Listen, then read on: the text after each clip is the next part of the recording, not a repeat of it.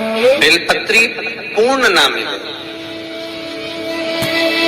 एक समय ऐसा आता है कि बेलपत्रियों को कीड़े खा जाते हैं, खंडित हो जाती है, सूख जाती है, बेलपत्री पूर्ण ना मिले।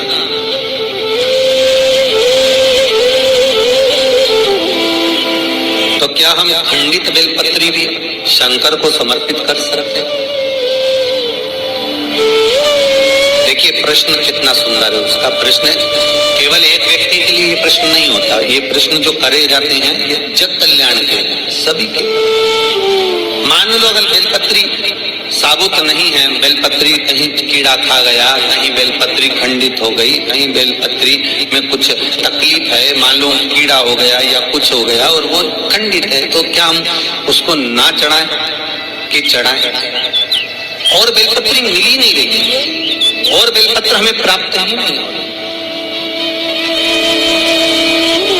ऐसी दशा में हम क्या कर सकते? तो शिव महापुराण की कथा कहती है ये भी जरूरी नहीं है कि आप बेलपत्र समर्पित करें। कितना सुंदर कहा है शिव महापुराण की कथा में कि हम ये भी नहीं कह रहे कि बेलपत्र आप समर्पित करें। अगर बेलपत्र खंडित है, टूटी पड़ी है और आपके पास में नहीं है, तो शिव जी की चढ़ी हुई बेलपत्र को धोकर शंकर पर चढ़ा दें। उसने दूसरा प्रश्न लिखा, मान लो मंदिर में भी बेलपत्र नहीं हो तो? बहुत अच्छे प्रश्न है ये।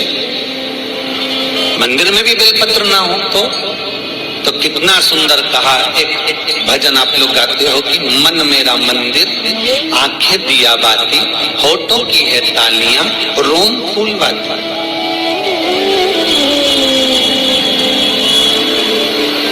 शिव महापुराण की कथा कहती है मान लो अगर ऐसे समय पर बेलपत्र नहीं है तो महाराज भगवान शंकर के शिवलिंग का दर्शन कर अपनी ये 3 उंगलियां शिव जी के शिवलिंग को समर्पित करो। कितनी उंगलियां?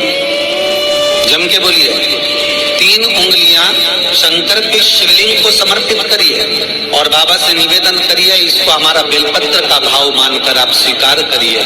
ओम नमः शिवाय, श्री शिवाय नमस्तुभ्यम या मृत्युंजय का जाप करते हुए, गौरी शंकर का स्मरण करते हुए हाथ का स्पर्श कर बाबा को नमन करो, प्रणाम करो।